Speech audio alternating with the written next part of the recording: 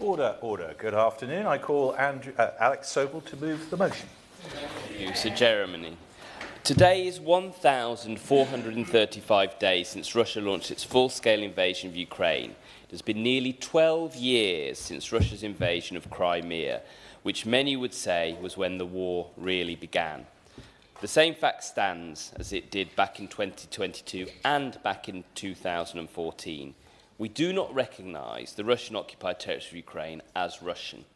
This is why the policy of non-recognition is as paramount today as it has ever been.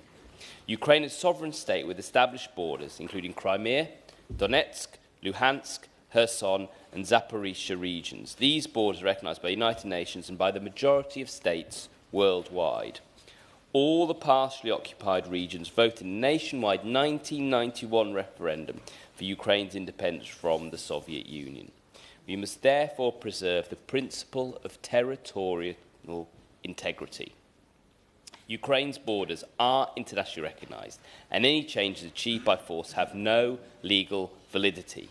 This protects a core principle of international law, the prohibition on acquiring territory through military force. The policy of non-recognition prevents the creation of a dangerous precedent that would allow other states to change borders through military aggression, undermining the UN Charter and international treaties. Non-recognition matters because resolutions and official statements on non-recognition provide the legal and political foundation for imposing sanctions, internationally isolating the aggressor and holding it accountable for violations of international norms. Furthermore, maintaining the status of the territory as part of Ukraine protects rights related to citizenship and legal protection, as well as future processes of deoccupation and restoration of control. Non-recognition of the illegal occupation of Ukrainian territories by Russia would send a clear signal to Russia, as well as other states willing to change borders by force, that aggression pays. It is crucial to remember that the weak international reaction to the illegal annexation of Crimea in 2014 enabled the current wave of Russian aggression, much more extensive and violent. I'll address the immensely human side of why non-recognition of Russian-occupied territory of Ukraine is vital, as well as the horrors of occupation for children, civilians, detainees, and the eradication of Ukrainian identity through Russification. I will also address how there are shocking beliefs and disinformation that these atrocities are somehow believed to not be true. Finally, I'll detail the asks needed to uphold the prospect of non-recognition of Russian-occupied territories of Ukraine. Non-recognition sends a signal to the Ukrainian state and army that the international community support it in its legitimate self-defence, including attempts to deoccupy all of its territory. Historically, non-recognition of illegal occupation made the reverse of such occupation easier, like in the case of the Baltic states occupied by the Soviet Union. It also sends a signal to our allies that international law matters, and a signal to Ukrainian civilians in the occupied territories the international community cares about their fate, and to Ukrainians who had to flee the occupied territories that they might be able to return. Regarding Ukrainian civilians in the occupied territories, there are some significantly grave atrocities being committed against them. According to Freedom House, the index of civil and political rights in the Russian-occupied territories is -1. For comparison, North Korea index is 3. Russian-occupied territories are the least free place in the world. Over 100,000 people in the occupied territories have been killed as of January 2026. If not killed, there are heavy efforts to engineer ideological control. 2022, Russian Ministry of Education Dictionary instructed teachers how to re-educate Ukrainian children based on Russian spiritual and moral values. I will give way, of course. I'm grateful. I congratulate him on his work on Ukraine and also securing this debate. But he's on about the occupied territories right now, and I just wanted to raise an issue that we've discovered. There are 100,000 of the people in Alkavevsk, an occupied territory, are currently without heating or support in any way at all. It's not because of attacks by Ukrainian missiles. It's down to literally Russia's incompetence and failure to be able to even to look after the territories that they have occupied.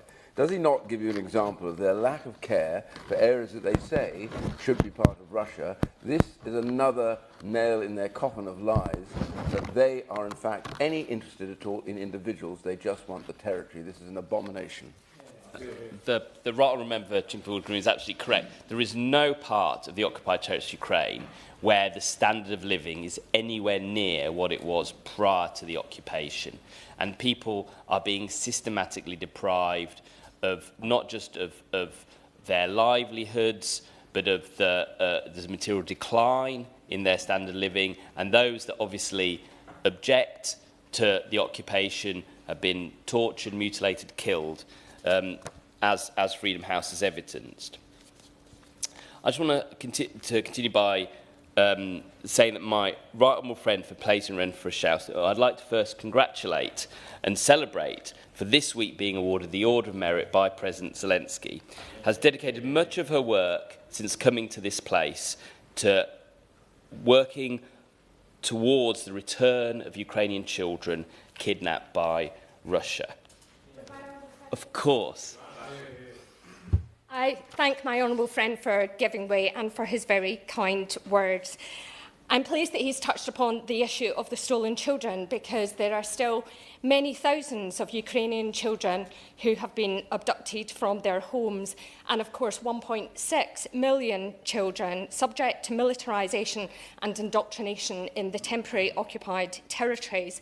This week, Mykola Kaloba, the founder of Save Ukraine, warned that Russia has created a legal cage to permanently entrap Ukrainian children in those territories, imposing exit bans on children under the age of 14, putting a limitation on escape routes for those abducted, removing orphans overnight, and imposing processes to systematically erase Ukrainian children's names and identities from their documentation. Does my honourable friend agree with me that in addition to rejecting rejecting Russian recognition of temporary occupied territories, this House must also reject any recognition of the Russification of Ukrainian children and unequivocally condemn the erasure of Ukraine's future, one child at a time? I'd like to deeply thank my honourable friend. It's absolutely right that the most vulnerable children on this planet are Ukrainian children in the Russian-occupied territories, or Ukrainian children that used to be in the Russian-occupied territories and are now falsely in Russia, either in camps or in sort of false adoption by Russian parents, including members of the Russian government. And I think there's no greater symbol of how monstrous Russia is than their treatment of Ukrainian children. Ukrainian civilians in the temporarily occupied territories are being abducted or unjustly imprisoned by Russia on a massive scale. Several thousand Ukrainian civilians at a minimum. Let me guide you through Russia's systemic persecution of the Ukrainian civilian population in temporarily occupied areas. Firstly, persecution, the creation of blacklists, monitoring of activities of individuals associated with civic activism. Secondly, arrests in temporarily occupied territory, detaining individuals expressing views deemed inconsistent with Russia's position. Thirdly, deportation and forcible transfer, using official and unofficial detention sites in over 30 regions across Russia and Belarus to forcibly transfer detained Ukrainian civilians. Next, enforced disappearances. Following deportation, many civilians disappear and the location and condition remain unknown to their relatives. Finally, illegal imprisonment and unfair trials. After some time, often years, civilians are brought to court and receive a sentence on fabricated charges, mostly terrorism and espionage, straight out the playbook of Stalin's Soviet Union. The United Nations has identified more than 100 sites used since February 2022, located in every occupied Ukrainian province and across Russia and Belarus. Ad hoc prisons were frequently set up in seized towns using police stations, government buildings, basements, schools and industrial sites to detain perceived dissidents. Some facilities have become notorious. In Donetsk and Luhansk, occupied since 2014, prisons such as Izol-Yatsia gained a reputation for electroshock, torture and beatings. After 2022, similar filtration camps and makeshift prisons proliferated across Kherson, Zaporizhia and Kharkiv regions. I'd like to make note that today we have the Holocaust Memorial Day debate in the main chamber happening as we speak. I do not draw parallels with the Holocaust lightly, but the secrecy surrounding these torturous camps, persecuting Ukrainian civilians, cannot be overlooked. Ukrainians have been through the Holodomor, the Holocaust and now Russian occupation. Ukrainian identity is being continuously eradicated, both physically and mentally. 664 cultural heritage sites have been damaged or destroyed across Russia's invasion. Moscow has made it clear that nowhere is immune from missile strikes, even close to NATO territory. Looking outside the occupied territories and onto the live targeting of the Lviv region, we have immense fears for the civilian population. Journalist Jen Stout highlights that one of the reasons Lviv's historic city centre is so incredibly unique and designated a UNESCO World Heritage Site since 1998 is that it survived both the First and Second Worlds intact, unlike so many other Central European cities. Hemorrhaging Ukrainian culture, the killing, forcible kidnapping and removal of civilians and children, and the obliteration of the historic landscape is not the only way Russification in temporarily occupied territories is being carried out. Ukrainian teachers from Zaporizhzhia and Kherson regions report that after the occupation, they are banned from teaching Ukrainian, using the Ukrainian curriculum, and required to accept the new system. Those who refused face persecution, threats of violence, and detention in these centres. Many people were forced to go underground or leave their homes to preserve their identity and safety. Returning to atrocities being committed against children, there are alarming points of view these atrocities are not ongoing. Overcoming this disinformation with the credibility of non-recognition of Russian occupied Ukraine is essential. We cannot allow Russian misinformation to win. Many of these, of course. What's the point he's making here? Ukrainian language education has been banned, cultural heritage sites destroyed, children transferred to Russia under the guise of evacuation, as has already been mentioned. So does my honourable friend agree that these acts demonstrate that occupation is not merely territorial, but an attempt to erase Ukrainian identity? And this makes the policy of non-recognition all the more vital. Hear, hear. Absolutely. Russification is the central policy of the Kremlin. It's happening today in the occupied territories, and we need to ensure that it ends and does not spread through the rest of Ukraine. That's why self-defence Ukraine is so important. Many of these abducted children have lost their parents by being jailed in the detention centres I earlier discussed, or have been killed by the Russian forces. Russian families come to occupied territories of Ukraine and abduct these detained or murdered parents' children and take them to Russia.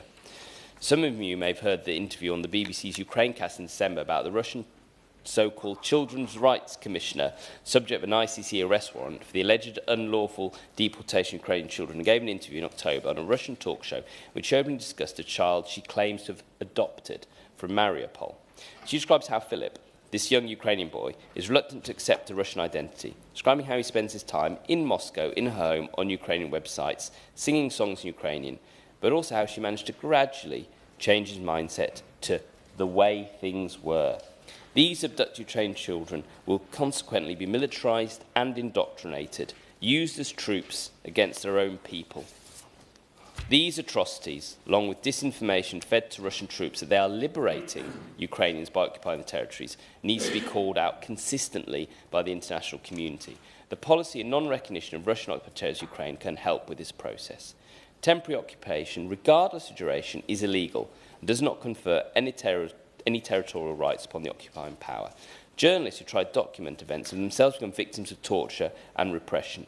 Ukrainian journalist Victoria Roschina was abducted and died in Russian captivity after a prolonged secret detention with signs of violence. A OSCE expert mission report found that the arbitrary deprivation of liberty of Ukrainian civilians has been a defining feature of Russian-occupied territories since 2014. These reports underscore that the penetration of 7 crimes against Ukrainian civilians by Russian authorities violates international law and likely amounts to war crimes and crimes against humanity.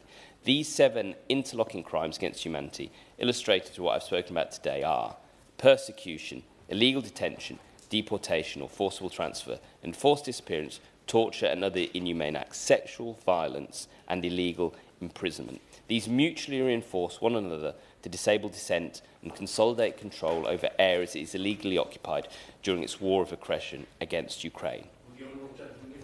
Give way. Yeah. I thank the Honourable Gentleman for bringing this important debate and laying before us the scope and scale of the atrocities going on, specifically in the occupied areas, as well as the whole of Ukraine. I think we have to remember that when, in the blessed day that peace arrives in Ukraine, it will take some time before Ukraine itself becomes safe. Given the amount of unexploded ordnance, given the amount of atrocities and recovery that is required. Does the Honourable Gentleman agree with me that we need to consider options and futures for those Ukrainians for whom we have given shelter here in the UK under the Homes for Ukraine scheme, to give them an option for when they are able to return, rather than assuming that peace is the point at which they must return. I think if we look back to the 1990s and the UK's role in Bosnia and Kosovo in particular, I think that gives us a model, really, because many of those that sought refuge during those wars were able to stay. And now many have gone back after we have demined, after we have supported the process of reconciliation, mental health support and other things, and are very now prominent in society in Kosovo and Bosnia. And I hope that we can do the same, helping support and strengthen Ukraine in the future. Anyway, I want to carry on. I'd like to end by highlighting three main assets in addition to the overall policy, which we should retain, of non-recognition of Russian-occupied territory of Ukraine. We need to work with major British news outlets, such as the BBC, including the World Service, Sky News, Guardian, etc., to profile civil detainee cases, focusing on personal stories such as Serhei Sahipa and Kostianin Zinovkin. We must reinforce the global legal consensus. Secondly, we need to support evidence-sharing initiatives with the ICC and European prosecutors working on war crime cases. And thirdly, we need to deter any attempts to normalise or legitimise aggression. This must be underwritten, of course, by legitimate and firm security guarantees for Ukraine. I just want to finish with the words of Artur, who Jen Stout interviewed in 2022. He said, "To defend Ukraine, we're defending all of Europe. The West would be next. They'll capture your cities. Putin fancies himself an emperor. If you don't help us, there'll be no more peace in your homes. I sacrificed my health at 22 years old to protect the whole of Europe from Russian madness." I would also like to thank the work of Dr. Kesnia Oksemantina of the University of London, Tanya Melissa of Justice and Accountability for Ukraine, Dr. Jay McGlynn of the Centre for Statecraft and National Security, the Foreign Policy Centre and the Ukrainian Embassy in London for help with this speech, and moreover, the people of Ukraine, whose resilience ensures Ukraine stays strong through the biting winters and beaming summers. Slava Ukraina. I thank the honourable gentleman for opening the debate and remind all backbench colleagues you should continue to bob, please, if you wish to be called to speak. Given the level of interest, if everyone can confine themselves to about 5 minutes each, we should get everybody in. The question, therefore, is that this House has considered the matter of non-recognition of Russian-occupied territories of Ukraine. Richard Ford. Mr. Chairman, and it's an honour with you in the chair. And I'd like also to pay tribute to the honourable member for Leeds Central and Headingley, the chair of the all-party group on Ukraine, and somebody who's advocated daily for Ukraine ever since the full-scale invasion. And he talked about Stalin, and I think that's a good place to start, because Russia's attempt to dress up its occupation of Ukrainian territory as legitimate statehood is not new. It's very much from Stalin's playbook. When Nazi Germany invaded Poland in 1939, the Red Army followed from the east just over 2 weeks later, and Soviet authorities staged elections to so-called people's assemblies in western Ukraine and Belarus. And these elections were rigged and held in an atmosphere of repression, with armed militia forcefully bringing people to the polling stations. And so it's little wonder that those assemblies then voted to join the Soviet Union. But the fact is, Putin will never truly secure the legitimate ownership of Ukrainian territory without the consent of the Ukrainian people, and that is consent that they will never give. Max Weber said the basis of every system of authority is a belief by virtue of which persons exercising authority are lent prestige. Legitimacy is not earned through power or coercion, but through belief. And Putin does not have that belief from the Ukrainian people, and he never will. That has not stopped the Kremlin from trying to manufacture that illusion. In 2023, Putin signed a decree defining residents of occupied areas of eastern Ukraine who refuse Russian passports as stateless, exposing them to the threat of deportation. This is coercion dressed up as choice. It creates a paper trail designed to support a false narrative that Ukrainians are willingly accepting Russian rule. And this facade exists also in education and in social services. In education, Russian occupation authorities claim that students in occupied Ukraine have the choice to continue learning Ukrainian, and most simply do not. then the resulting decline in Ukrainian study is presented as evidence of popular support for Russian control. In social services, the occupied territories are being weaponized too. A clear example is Russia's maternity capital scheme, a state payment to citizens after the birth of a second or third child, now extended into the occupied territories of Ukraine. By making this support conditional on parents and children holding Russian citizenship, the authorities pressure families to accept Russian passports for their newborns. Now I'd like to just say something about the occupied territories in Donetsk, and in particular the fortress belt. Russia is not simply trying to hold territory on a de facto basis. It is also trying to turn occupation into a reality even for those parts of Donetsk and Luhansk that it does not occupy. And it's trying to achieve through peace talks what it has not achieved by military means on a de jure basis. It is for the Ukrainian people to determine what their war aims are, and indeed, through these peace talks, what, if anything, they are prepared to concede. But they know the risk in conceding on the strategically important land of the fortress belt in the Donetsk Oblast, a roughly 50-kilometre chain of fortified cities that has formed the backbone of Ukraine's eastern defences since 2014. Kremlin officials have demanded that Ukraine cede control of this portion of Donetsk as a condition for any ceasefire agreement, and it is cynical. The Institute for the Study of War notes that Ukraine has spent more than a decade reinforcing this line, and I think we can all forecast that if it were conceded, it would make life much easier for a Russian further invasion in the future. The Institute for the Study of War says that to withdraw would mean that Ukrainian troops are moving into less defensible terrain to the west, where any new defensive line would run through open fields and would abandon obstacles such as the Oskil and Siversky Donets River. Russia would win through diplomacy what it has not been able to win militarily, and Ukraine would be left with a weaker defensive line. To conclude, non-recognition denies Russia the legitimacy that it seeks, and it blocks the laundering of conquest through sham votes, coerced passports and captured institutions. For 80 years, our security has rested on a simple principle that borders cannot be changed by force, and that dates back all the way to the Westphalia Treaty in the 17th century. If we allow that principle to erode now, we do not preserve peace, we invite further war. If we accept occupation, we do not buy stability, we promote permission. Thank you. Name Near Griffith. Now then, I thank my honourable friend, the member for Leeds Central and Headingley, for all the work he is doing on Ukraine and for securing this very important debate on the non-recognition of the Russian-occupied territories, allowing me, along with other members of Parliament, to state on the record that I utterly condemn Putin's invasion of parts of the sovereign territory of Ukraine. We must not allow aggressors to get away with the invasion and attempted annexation of another nation's sovereign territory. This is essential if we are to uphold international law and the rules-based international order.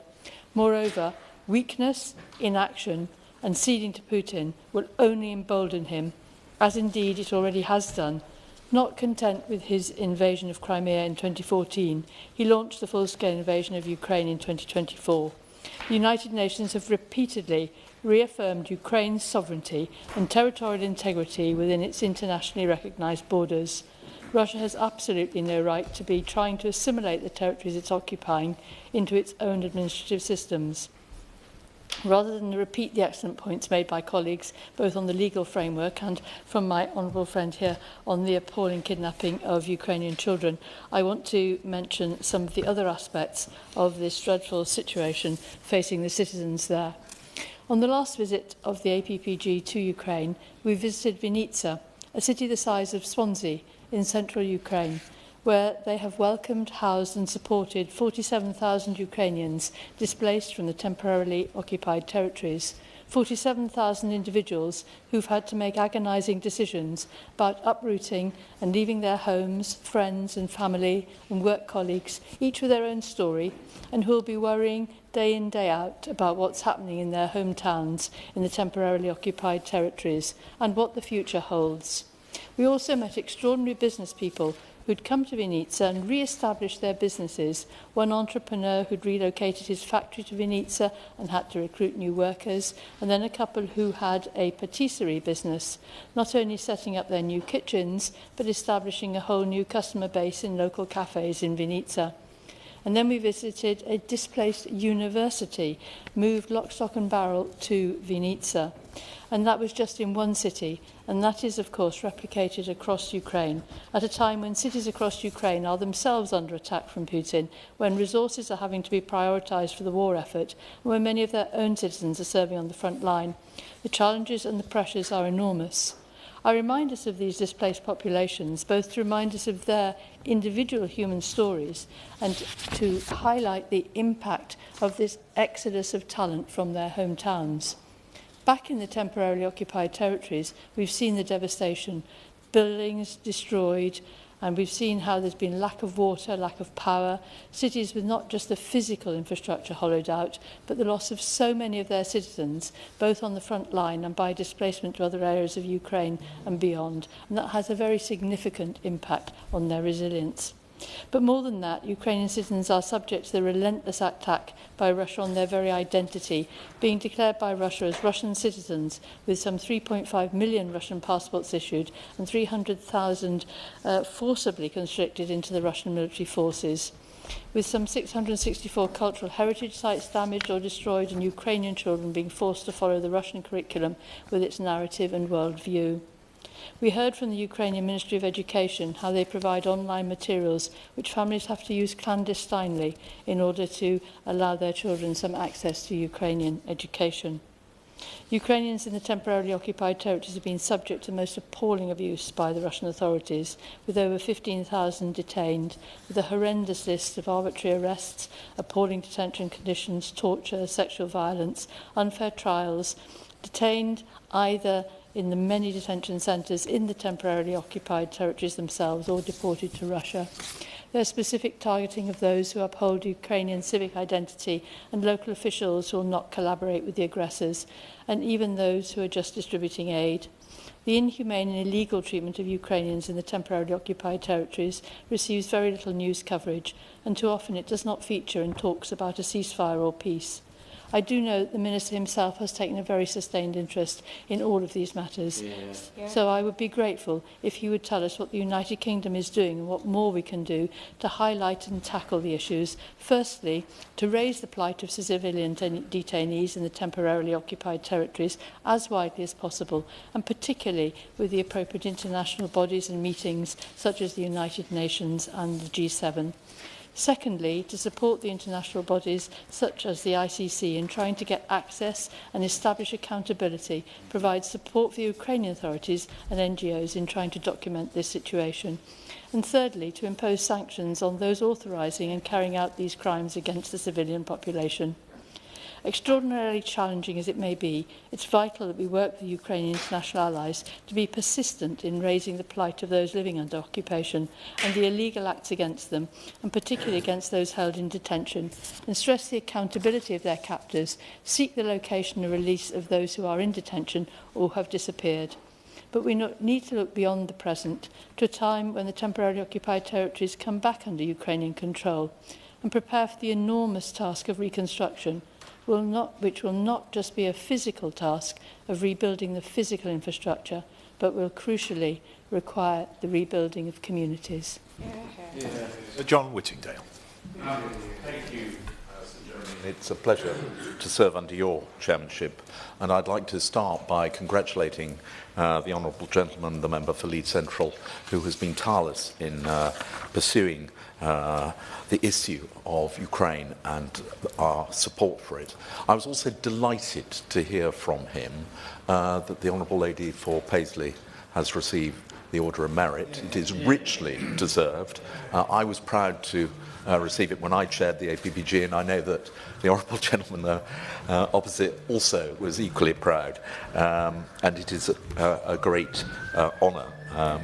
He began his remarks by saying, rightly, that this is day 1435 of the full-scale war, but he also rightly pointed out that Russia's attack on Ukraine began with the annexation of Crimea 12 years earlier, arguably even before that, when Russia was making it clear that they believed Crimea was Russian territory, and the Russian parliament voted that Sevastopol was a Russian city.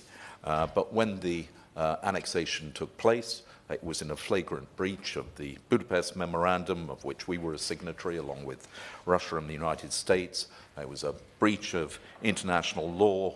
And I do, as I've said before, think that the rather feeble response on the part of the West to the annexation actually contributed to Russia's belief that it could go further in attacking Donbass. After the annexation of Crimea, we had the sight of the Little Green Men and the separatist movement in Donbass.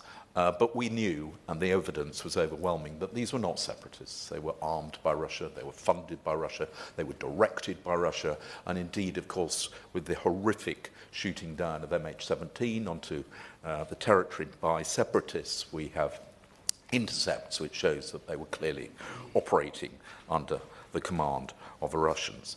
And during that time, I visited several parts of Ukraine, including those now under occupation. I went to Mariupol, a city on the Black Sea, which was being, even then, squeezed by the Russians as a result of the blockade of the Kerch Strait to prevent ships getting to reach Berdyansk and Mariupol. And of course, since then, Mariupol has been almost completely destroyed. Mariupol, in the battle which took place with the Russians, 75,000 civilians were killed. This is in an area which Russia claimed wanted to be liberated. They argued that these were Russian speakers who felt Russian, that their allegiance was to Russia, and that they were somehow going to be freed from Nazi oppression in Kiev. It is the Russian propaganda playbook. It had absolutely no basis in truth, and the fact that so many Russian-speaking citizens in Donbass have been killed as a course of this war just proves the cynicism of the Russians. And my honourable friend, I think, has had to move on, but my right honourable friend for Chingford talked about the conditions in the Donbass. I just had a quick check. This weekend in Donetsk, the temperature is going to be between -11 and -18. In Donetsk, they can expect to receive water every 4 days. They are predominantly elderly people, the young people having largely fled, and the conditions there are utterly appalling. So what is happening in the occupied territories is horrific, and the honourable gentleman is absolutely right to raise it, as well as the ongoing fighting. We also know, and both the Honourable Gentleman for Leeds Central and indeed the Honourable Lady for Llanelli have referred to some of the atrocities being committed, and we heard yesterday at a meeting which we had with Dr. Jade McGlynn of the War Unit in King's College London, who has done a lot of research about the plight of estimated between 15,000 and maybe 20,000 Ukrainians who've been detained, have disappeared, and those that have been released, we have been told 92% of them reported being tortured, ill-treated, systematically abused, with sexual violence used as a deliberate method of humiliation, initially triggering men, but then also women as well. And I have two questions which I just quickly want to put to the Minister. One relates to that. We have on the statute book sanctions available for deliberate abuse of human rights. There are a list of individuals who have been identified as perpetrating these abuses. So can I ask the Minister whether he will look to extend sanctions to the people carrying out these appalling crimes? The other question relates to a specific location within the Donbass area, and that is Zaporizhia. As we know, Zaporizhia has one of the biggest nuclear power plants in Europe. It closed down in September 2022, but there are reports that the Russians are intending to reactivate the first reactor in Zaporizhia. The head of the Ukrainian nuclear Energy Service has said that this risks nuclear catastrophe, that the Russians don't know about the safety systems, they don't have the details of the plant, and that to do so is reckless and potentially incredibly dangerous. So we are told forms part of the discussions taking place between America and Russia. But given that Chernobyl, which was also a Ukrainian nuclear power plant, we know what happened there. And therefore, I would be grateful if the Minister could say anything about that specific issue, or at least raise it. Thank you. David Burton-Sampson. Thank you, Sir Jeremy, and it's a pleasure to serve under your chairship. And I'd like to thank my honourable friend for Leeds Central and Headingley for bringing forward this debate, but most importantly for his significant commitment to the people of Ukraine and everything he does. And it's so great to see members across this House continuing to be united on this issue. Jesse Jackson once said, if you fall behind, run faster. Never give up, never surrender, and rise up against the odds. Ukraine has embodied that spirit from the first day of Russia's illegal invasion.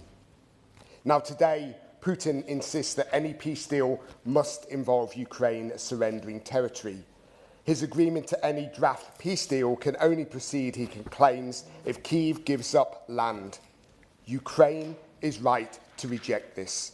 Conceding territory would not be peace, it would be capitulation.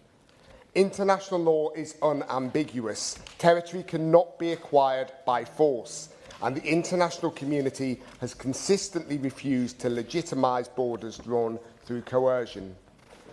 Along with our NATO partners, we maintain a firm policy of non-recognition of Russia's illegal occupation and attempted annexation of Crimea, Donetsk, Luhansk, Sevastopol, Zaporizhia and Kherson. The Kremlin may talk about peace, but its actions and its continued demands show no willingness to retreat. Ukraine's not about to raise the white flag, and we stand shoulder to shoulder with her citizens. Putin refuses to acknowledge the strength of Ukraine's fight, its ingenuity, its sacrifice, its bravery, and its unshakable determination. But we refuse to ignore it. The Ukrainians' resolve in defending what is right has been nothing short of extraordinary. But beyond politics and principles lies the human reality. In cities like Mariupol, occupied since 2022, citizens have lived through devastation, forced Russification, and the dismantling of Ukrainian civic life. Residents describe it as hell on earth. Some 350,000 people fled, many now refugees trying to build their lives away from home. As the Honourable Gentleman for Malden said, those who stayed faced unimaginable hardship. Some sheltered in their basements of bombed-out buildings like 75-year-old Angela, who refused to leave the stray animals she cared for, living in a damp, windowless, freezing apartment. Others, like Larissa, said the only way to survive was to accept Russian documents. Without a Russian passport, you cannot get medical care, employment, or even keep your own home, all whilst living under constant surveillance. Up to 90% of Mariupol's buildings were damaged or destroyed, and there's no credible evidence that there's been any meaningful change in the situation there. When I visited Ukraine last year, I saw the destruction firsthand. Shattered buildings, disrupted communities, and daily lives reshaped by war. What stood out more, though, was not the physical damage, but the unbroken spirit of Ukrainians, whose resolve in the face of aggression is extraordinary, exceptional, and enduring. They remain clear. They are Ukrainians, and they will remain Ukrainians. As we've heard, the forced transfer of Ukrainian children from occupied territories into Russia raises grave concerns. This is a huge, serious humanitarian violation, and these children must be returned. We must stand firm on our demands on this. I thank my honourable friend, who's no longer in her place, but I thank my honourable friend, the member for Paisley and Renfrewshire South for her outstanding work and in continuing to champion this issue. And I too congratulate her for her award and recognition this week from President Zelensky. The road to restoring Ukrainians' territorial integrity will be complex, but the foundations of international law are solid. Sovereignty cannot be overwritten by force, and despite the scale of suffering, there is some hope. Ukrainians' resilience, the unwavering support of allies, and the strength of international law point to a future in which Ukraine's territory is restored, and we should continue to stand shoulder to shoulder with them until that day comes. Thank you. Thank you. We have, as people will be able to see, 4 speakers remaining. I will want to start front bench speeches about 2:28, so that probably means about 4.5 minutes each, I'm afraid. So Julian Lewis. Jeremy, and I must say, having listened to all the excellent preceding speeches, it is occasions like this that makes me proud to be a member of the British Parliament, and I congratulate everybody who has spoken with such a united voice. I'll just make some brief elaborations on the opening comments, if I may, in the superb contribution of the Honourable Member for Leeds Central and Headingley. He referred in particular to the non-recognition of the Baltic states, and it's worth looking at that a little more closely. The Baltic states were occupied and incorporated into the Soviet Union for approximately half a century. Never did this country recognize that. Now, if you had said to those of us who saw the Soviet Union at the height of its power in the mid-1980s, that one day the governments in exile of these 3 absorbed republics would be able to step forward and pick up the torch of democracy owing to the collapse of their overlords, we would have said, well, we'd love to think that would happen, but do we honestly think it's going to happen in our lifetimes? Probably not.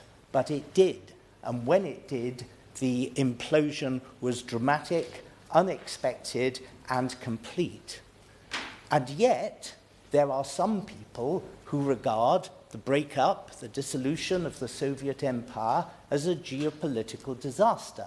And you know to whom I'm referring in particular, Vladimir Putin. Given that that is Putin's attitude, one thing we can certainly deduce from the present situation is that there's no such thing as a peace deal to be had with Vladimir Putin and his cohorts. The fact is that if there is a deal of any sort, if there is a ceasefire, it is for one reason and one reason only, that Putin feels at the time of such a deal or a ceasefire that he cannot successfully go further.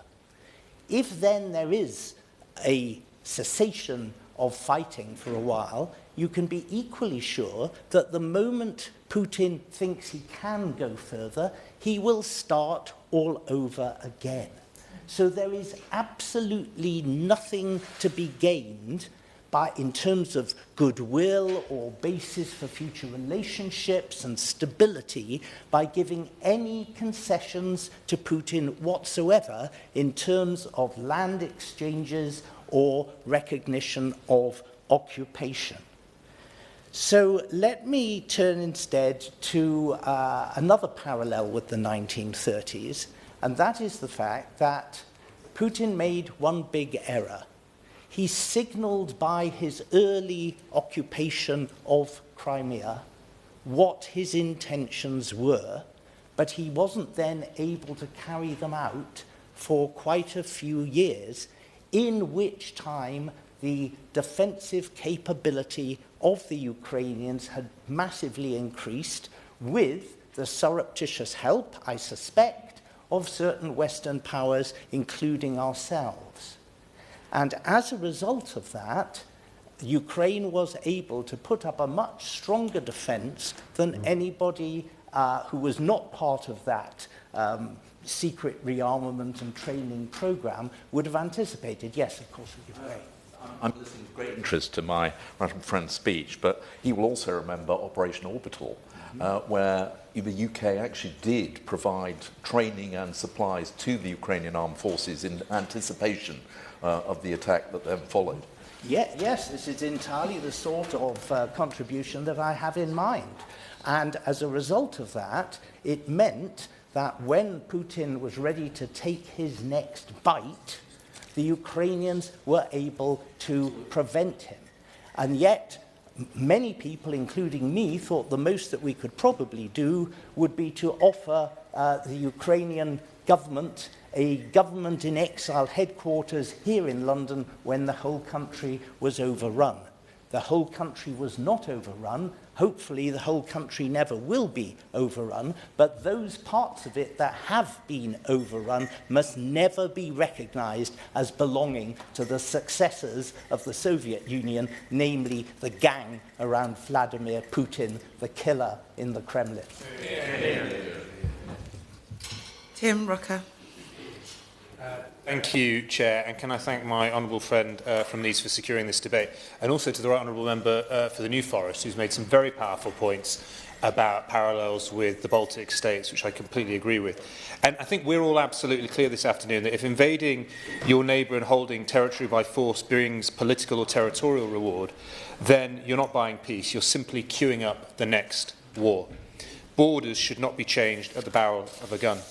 At the same time, it must be said plainly, it's for Ukraine and Ukraine alone to decide what compromises, if any, it is prepared to make. Not for us, not for allies, not for foreign politicians sitting far away from the front line. And that's why I am deeply concerned by suggestions that Ukraine is being asked to give up Ukrainian-controlled territory in the Donbass as a precondition for peace, or even as the price of future security guarantees.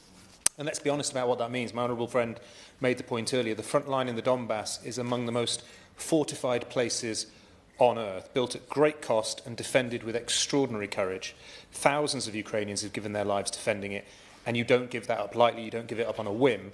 There must be solid ground to do so, if at all, and come concurrently with solid security guarantees, because history warns us where this road leads. In 1938, Czechoslovakia was forced to hand over the Sudetenland, where most of its defences were, in the name of peace. And that peace lasted months. By 1939, the country was occupied and its independence destroyed. So concessions do not bring security. They can sometimes invite catastrophe. And so when we talk about security guarantees, let's not overlook the most real and effective guarantee Ukraine has right now. The brave men and women of Ukraine's armed forces, they are the reason Ukraine still exists as a sovereign state. Their courage, discipline and sacrifice are what stand between freedom and occupation, and any peace must allow those forces to be equipped and manned at a level that deters future attacks.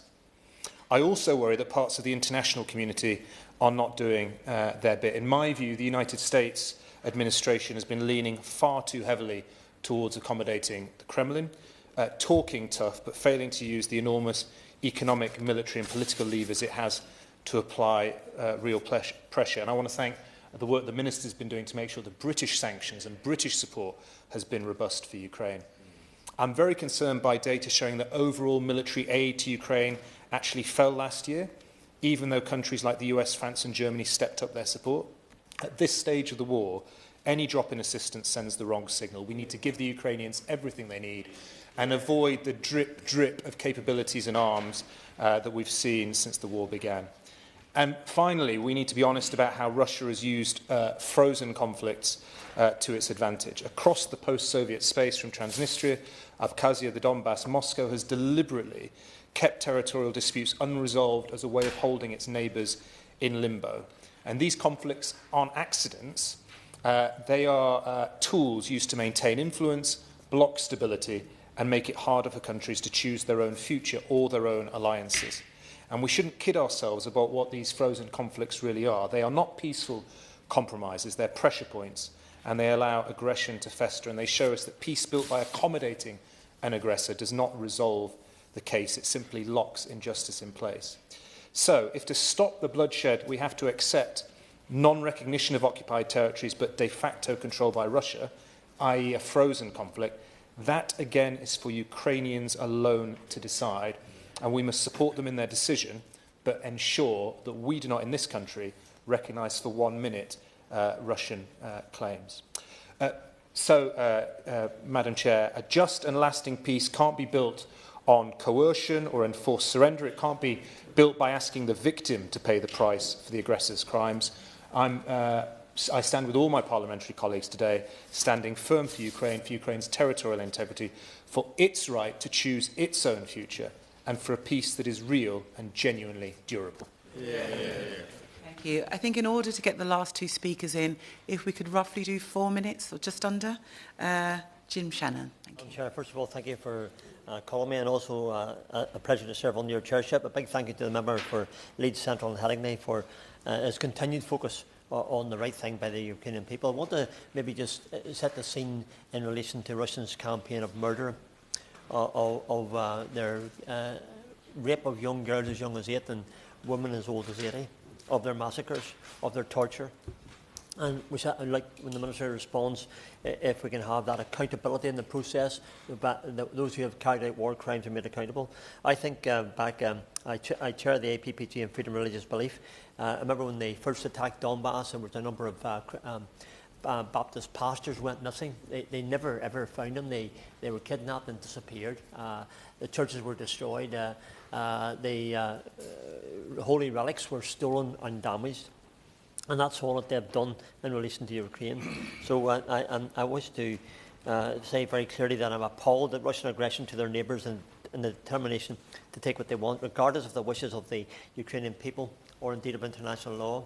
The Honourable Gentleman for Leeds Central and Headingley rightly spoke about advocating for using frozen Russian assets and the UK aid and budget to rebuild critical energy for infrastructure. Never was that needed more than it is now. They did it with the Libyan assets, then they can do it with the Russian assets. It frustrates me no end that we bind ourselves to laws which do nothing but protect the finances of aggressors and criminals. Once you step outside the law, we should have the capacity to ensure you don't profit from that country again. I don't want to get off the topic, but we have to very clearly say a move to support the member in this motion today is what we're all here for. And that is the absolute conviction that we can never recognise the Russian invasion and legitimise it by recognising their diktats. The refusal to recognise Russia's illegal annexations is often framed as a matter of maps and mandates, but it's much more than that. Beneath the ink of international law lies a more urgent reality, the fundamental rights of millions of human beings. I read an article which recently highlighted the non-recognition is our strongest shield against the erasure of identity. In the occupied territories of Ukraine, we are witnessing a systematic campaign of forced passportisation. As documented by the United Nations Human Rights Office, residents are being coerced into abandoning their citizenship just to access basic survival. If you don't have a Russian passport, a mother is denied medical care for her child, an elderly man is stripped of his pension, a worker is barred from his livelihood. This is not governance, this is administrative blackmail, and we must never accept this full governance.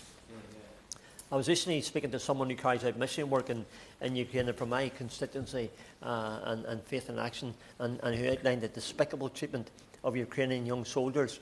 And that's again going back to my first point about the torture and the abuses, physical abuses, and terrible other sorts of abuses that they have. For instance, against Ukrainian young soldiers, young men were abused in any way you can imagine, and indeed in many ways that you wouldn't like to imagine, with dirty bandages deliberately used to cause infections.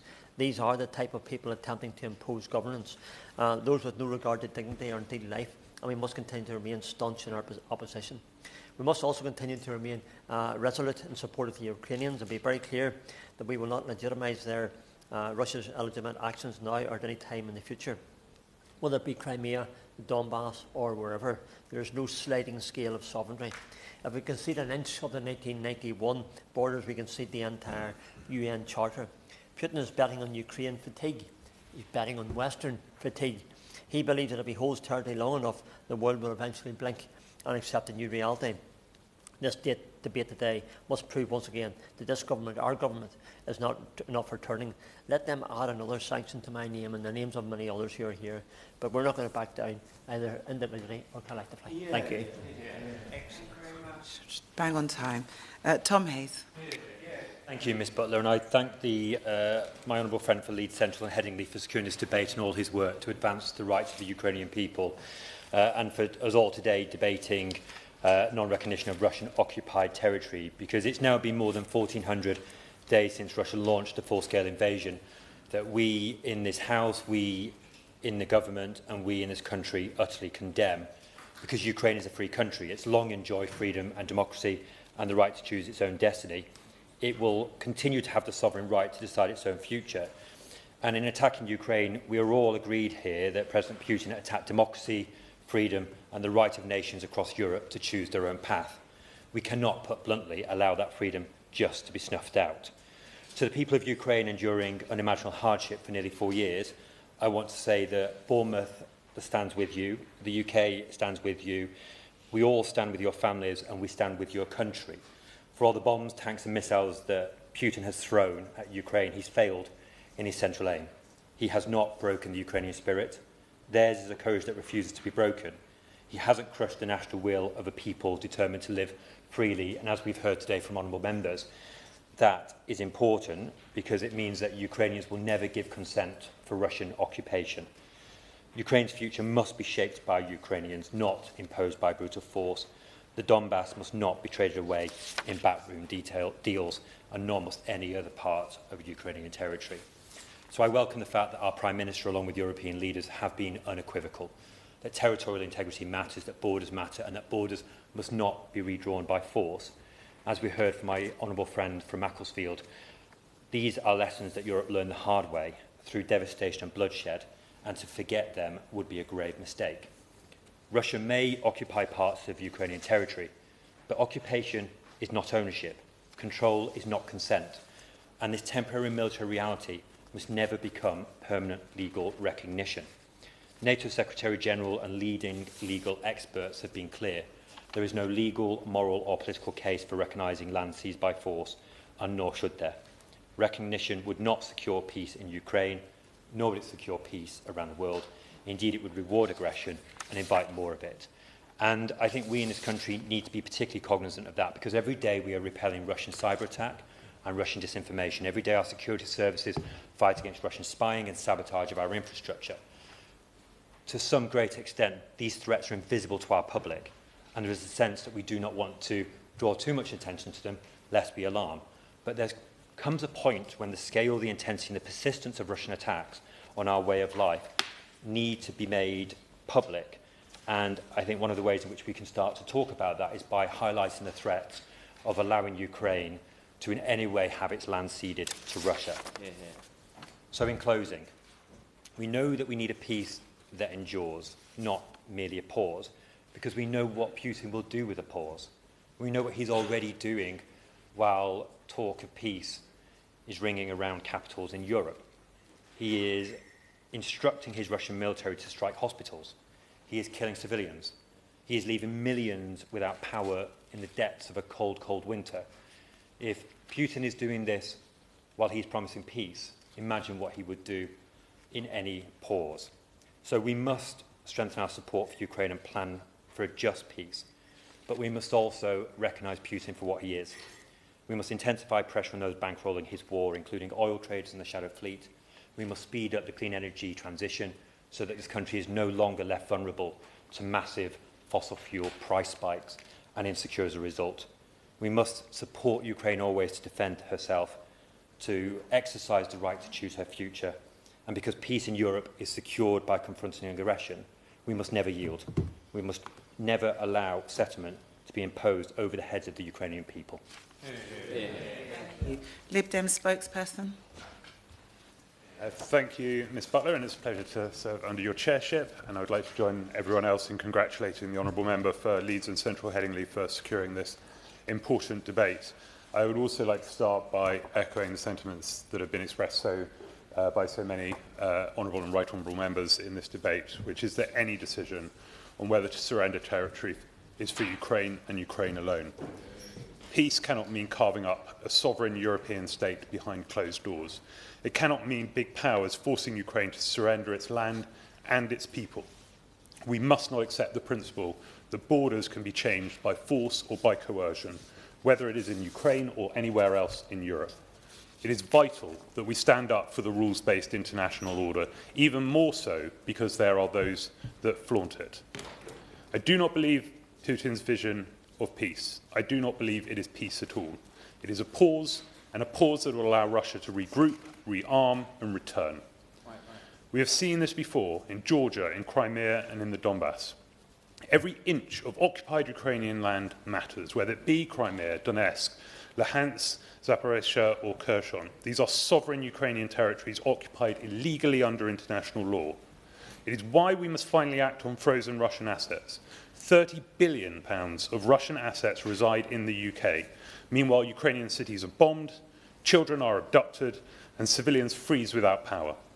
In the coming days, temperatures in Kyiv will drop to below -20. Thousands will freeze to death. Russia must be forced to pay for this illegal war of aggression. While our support for Ukraine is unwavering, it cannot be right that British taxpayers pay while oligarch wealth remains untouched. The Liberal Democrats have been consistently clear the legal and moral case exists, and to delay costs Ukrainian lives.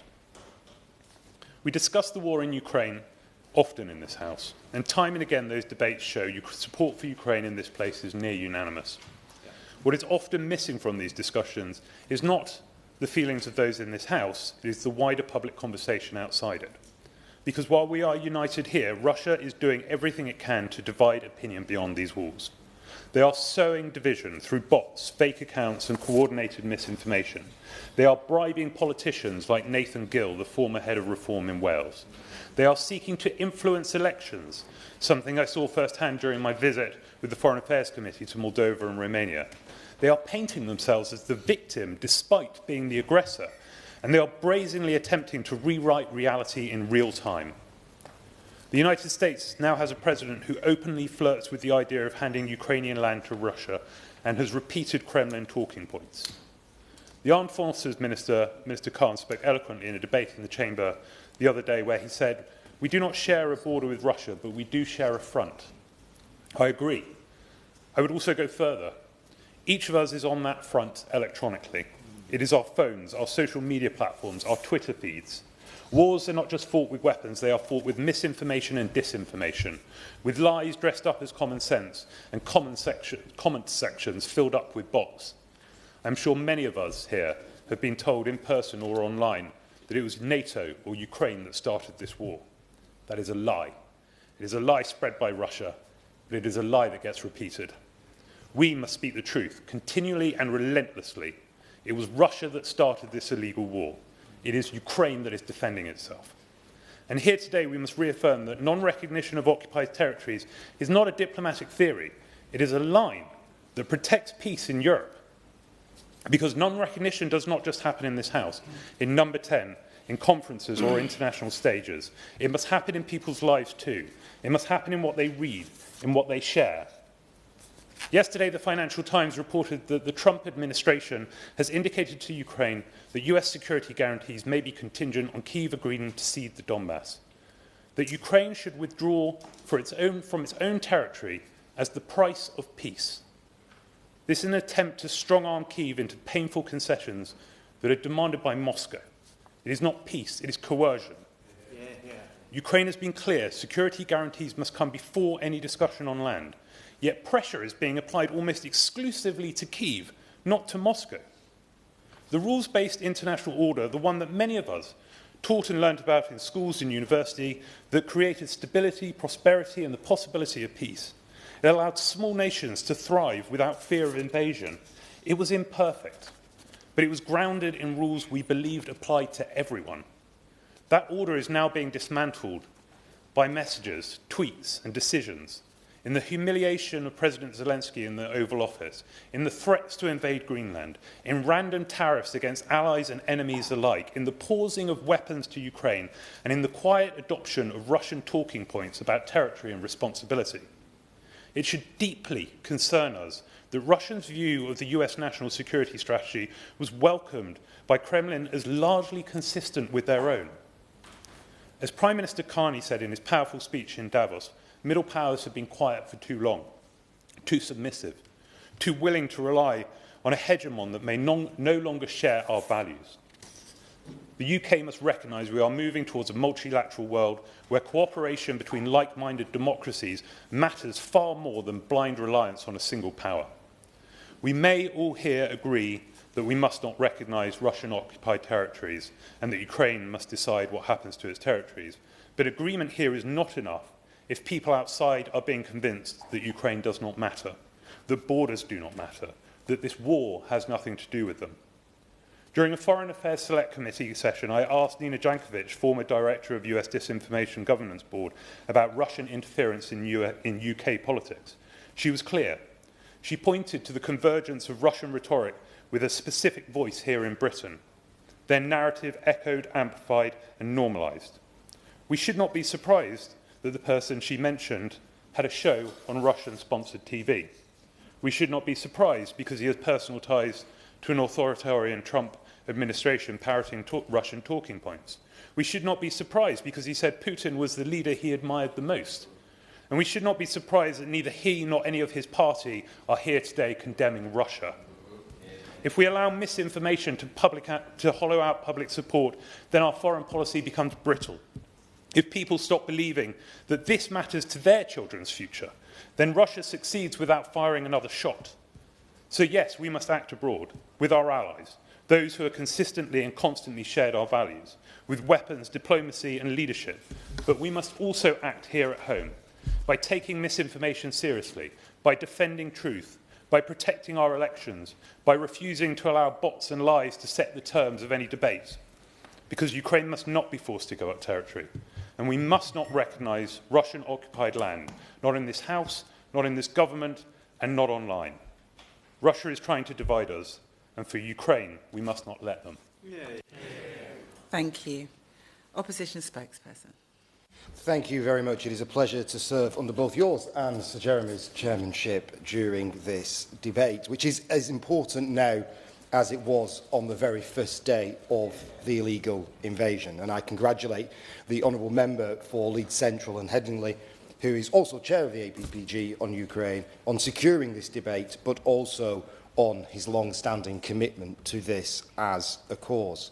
In his opening remarks, he set out a clear passion for not just ending this conflict, but also exposing the horrific atrocities that have been committed in Ukraine by Russia, and the peace that hopefully we will secure for Ukraine is both lasting and fair for Ukrainian people.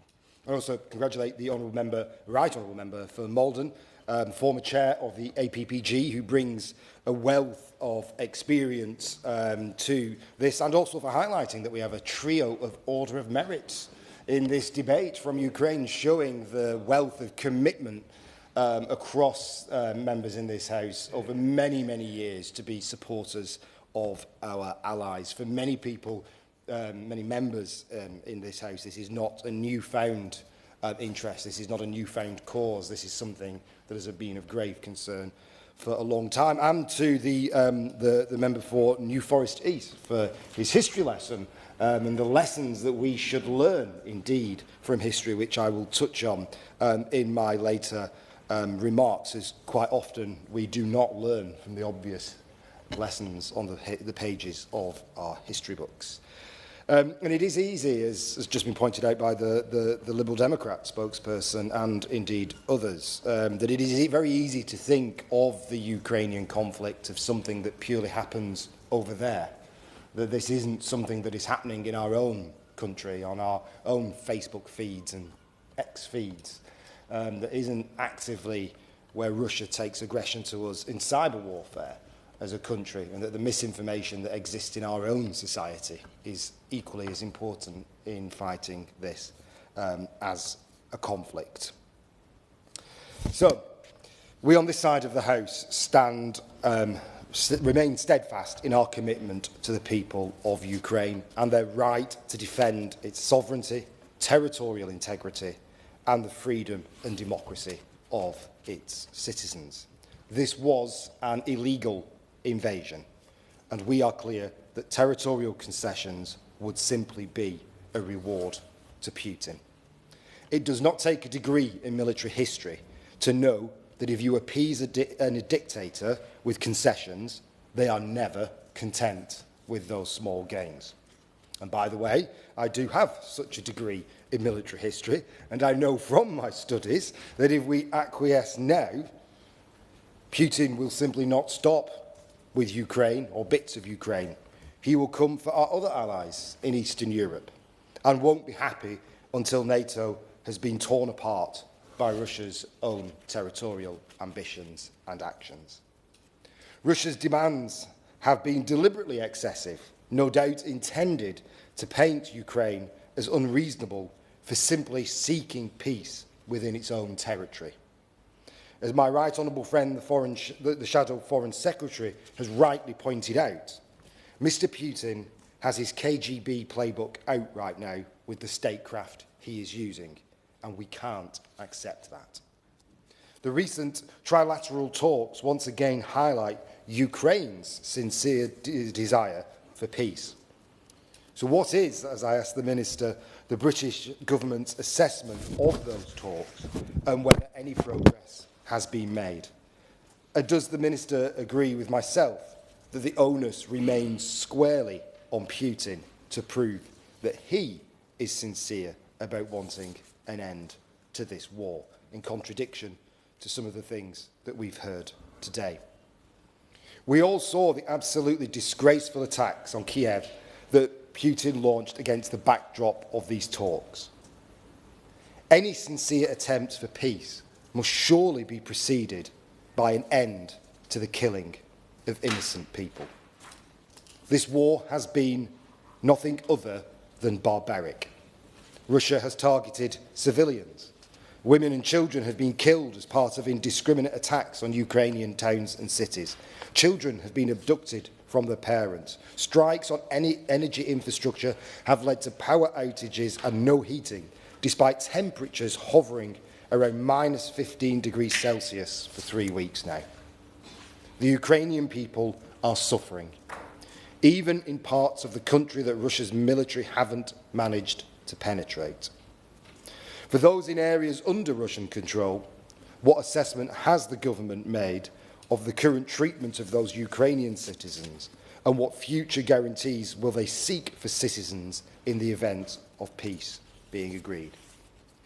If a peace is reached, and is reached with military guarantees from Europe, and British troops are sent to help facilitate that peace, what does the Minister expect the rules of engagement would be? How many troops does he envisage we would be sending? How would rotations work? And what are his thoughts on the composition of the force? And would any British soldiers be actively involved in the policing and patrolling of any border or demilitarised zone? And finally, on this point, what air and naval assets would he consider to be provided, potentially, as part of that multinational force for Ukraine? But to keep the pressure on Putin to actually end the war, we must continue to increase sanctions. Throughout this conflict, we have rightly sanctioned assets in the UK and Europe, which could have been used to aid the Russians in their illegal war. Thousands of oligarchs and Russian elites received sanctions, including in 2022, when the regime attempted to construct a phony referendum in 4 regions of Ukraine. Will the Minister assure us that any attempt by Russia to fabricate legitimacy through a false cloak of democracy will continue to be called out for what it is? And does he have any updates on dialogue with Belgium on efforts to use frozen Russian assets for Ukraine's war effort?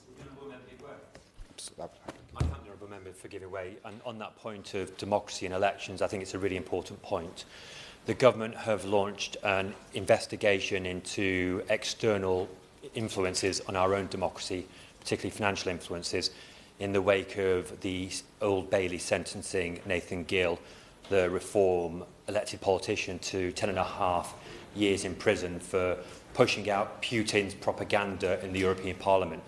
Would he agree that it's unacceptable for any elected British politician to be pumping out Russian propaganda? Would he agree that this is a particular problem that's unique to Reform? And does he welcome that investigation that the government have launched?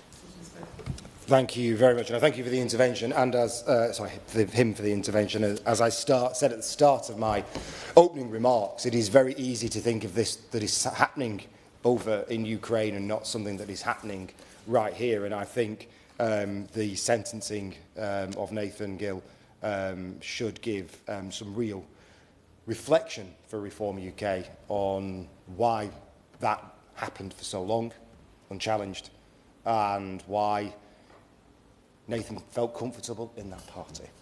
And I think that is something that Reform UK should seriously reflect on and their views. So, as I was talking about before on the sanctions, the final question I have for the Minister was, does he have any update on the dialogue with Belgium in regards to being able to release those assets?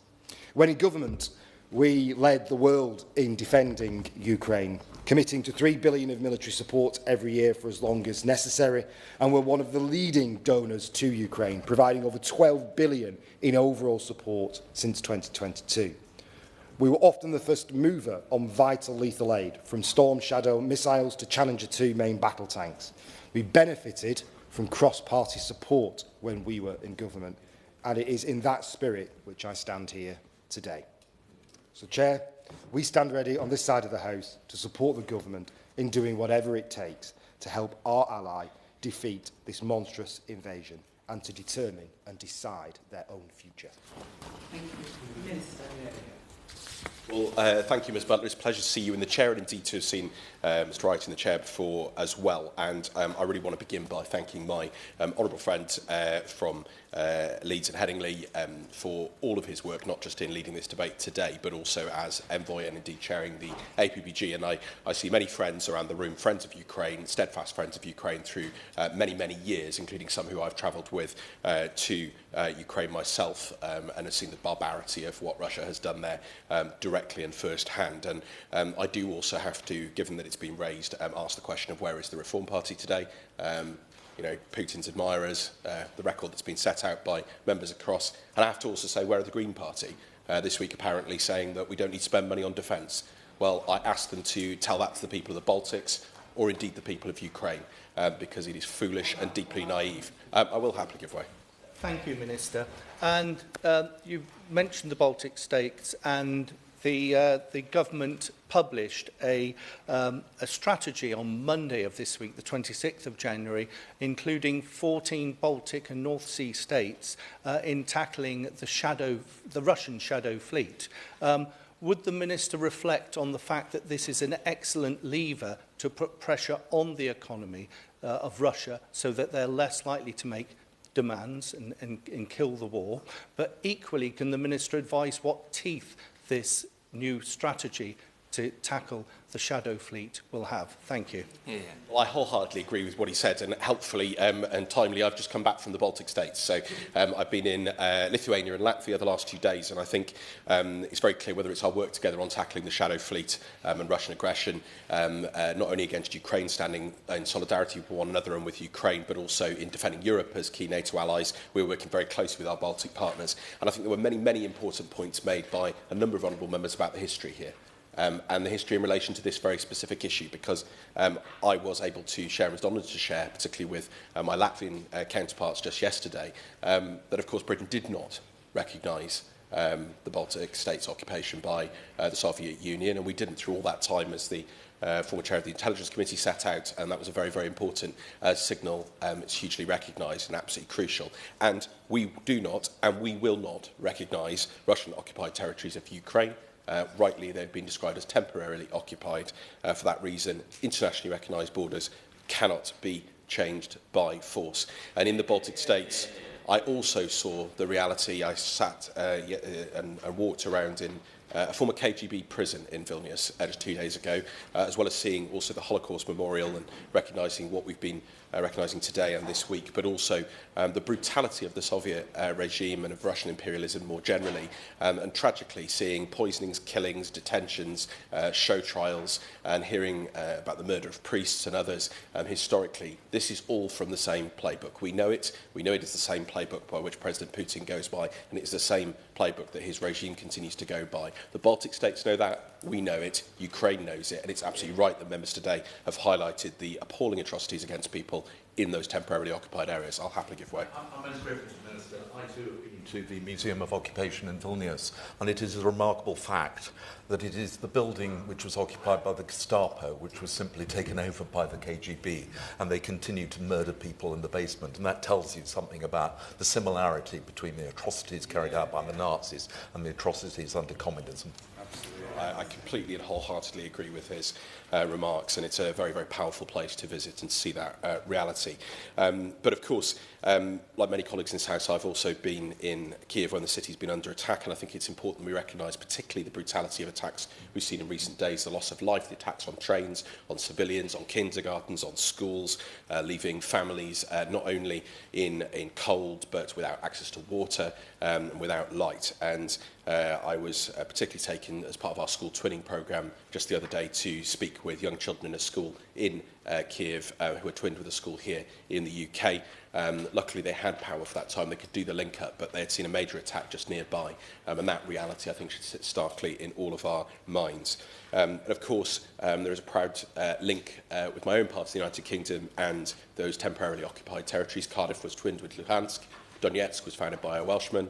There are many, many links, of course, with Crimea, 2 Welsh troops that fought in the Crimean War. It's why we have a Sebastopol in South Wales valleys. So these things echo down our history. But it's today that we stand with Ukraine and must continue to do so into the future. And we will stand by their side until peace comes and until those territories are returned.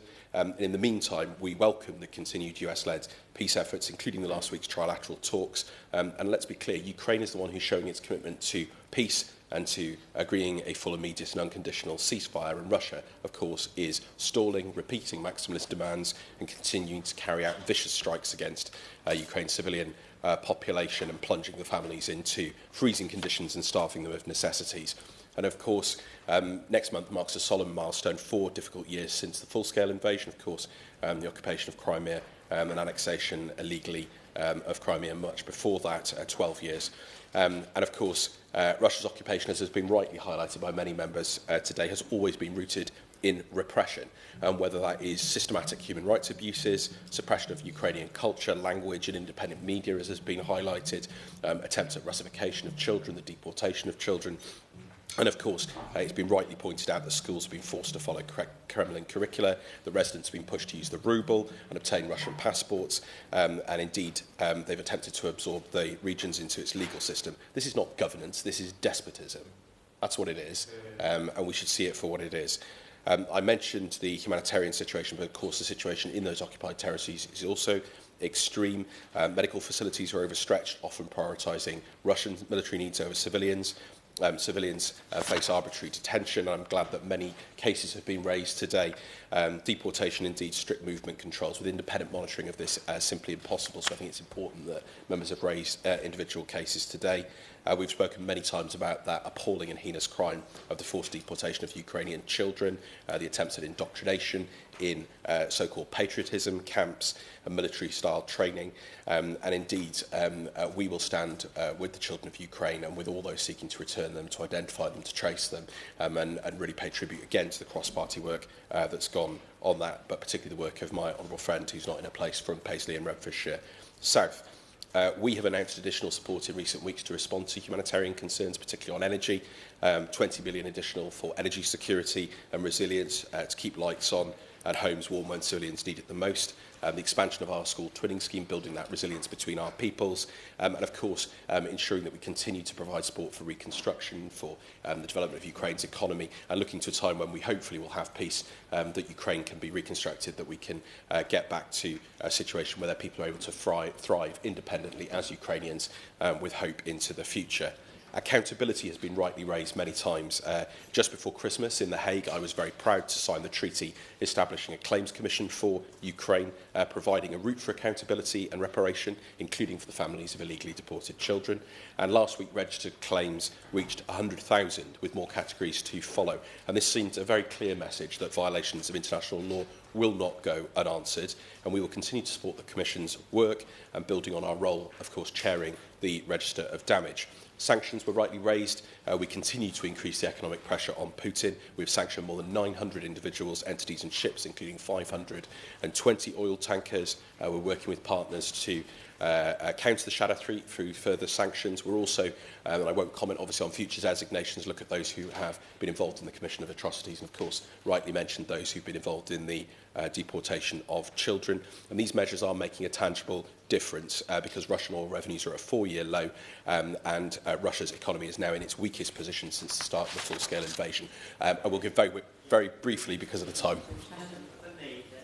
Can I thank the Minister for a very comprehensive and very positive response to questions. In a recent accountability, I made the point about those who have carried out massacres, persecution, who have raped, sexual abuses, all those things. Very important as well that those who think they've got away with it don't get away with it. Is that part of the accountability process? Absolutely is, and obviously we're supporting Ukrainian authorities with their own domestic accountability processes, but also our work through the International Criminal Court, our work on the Special Tribunal, and of course that Claims Commission that I mentioned in terms of the damage that Russia has done. Our work through the coalition, the willingness was raised by the shadow spokesperson for the Conservatives is absolutely unwavering because, of course, Russia's aggression threatens not only Ukraine but Europe and all of us here in the UK.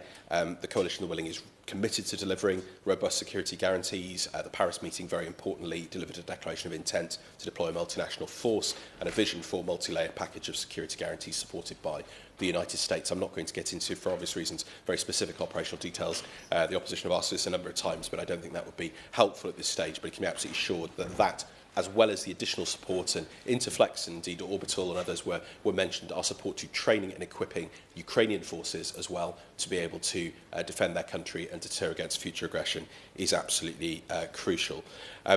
There were many, many different points raised, and I'll very happily come back to members on specific questions. If I haven't covered them, the Zaporizhzhia nuclear power plant issue was raised, and I would just say that we're deeply concerned about that situation, and we have consistently underlined that the only way to ensure nuclear safety and security at Zaporizhzhia is for the plant to be returned to Ukraine. We continue to invest a huge amount in military support, just in drones alone. We've invested 600 million, 65,000 military drones delivered to Ukraine in just 6 months, 13 billion in total in military support. And, of course, many members have rightly made clear that they are speaking on behalf of their constituents who want to stand with the people of Ukraine. My honourable friend from Bournemouth made that very, very clear. But let me end with this, Ms Butler. This government will stand with Ukraine for as long as it takes. We will continue working with our partners to hold Russia to account. Internationally agreed borders cannot be changed by force. An attempt to oppose an administration on Ukrainian territory will never legitimise any false claims by Russia. We will never waver in our support for Ukraine's sovereignty and territorial integrity. Ukraine will endure, and we will be by its side. Thank you. 2 minutes to wind up. Alex Sober.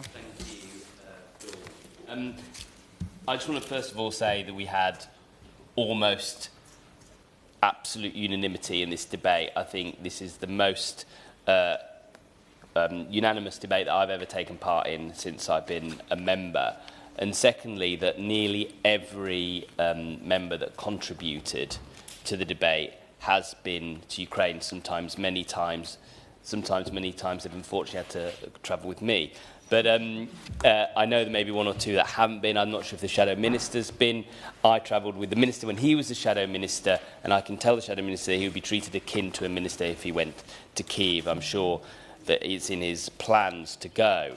I'd like to thank everybody who contributed. I'm just going to quickly rattle through in the time that I have.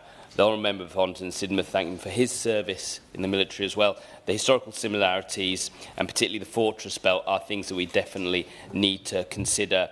The Honourable Member for Llanelli, absolutely we need to remember the temporarily displaced people. I was with her in Vinica, where we met with the university and the businesses.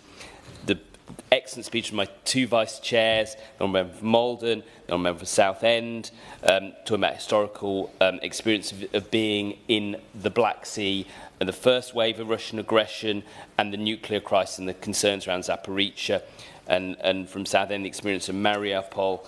which was the bravest defence in the Ukrainian war. Member for New Forest East, who I often speak with in these debates, on the historical parallels of non-recognition. I'm sure he knows that my mother herself was from Lithuania, born during that era. My old friend from Macclesfield, about military aid, we need to ensure that the Ukrainians get sufficient military aid. From Strangford, who tirelessly contributes to these debates, but also that his work on religious freedom is hugely important, remembering that non-orthodox religious sites were attacked and clerics abducted. And finally, from Bournemouth East, is a really important point about NATO, NATO's clear position on this non-recognition. We need to hold together the entirety of the coalition and the willing to ensure there is no recognition. Thank you. Thank you. The question is that this House has considered the matter of non-recognition of Russian-occupied territories of Ukraine.